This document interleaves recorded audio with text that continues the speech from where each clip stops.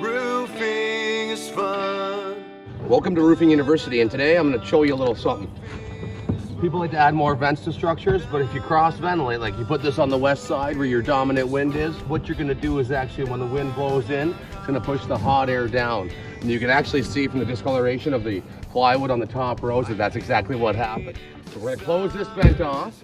We're going to put 3 Canada Go Green vents in here to pull all that hot air out.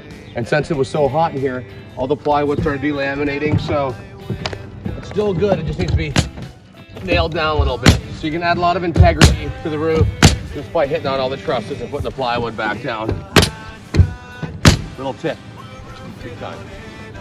In the hot sun, we're roofing on it, on in the hot sun.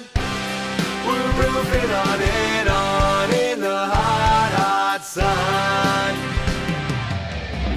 Each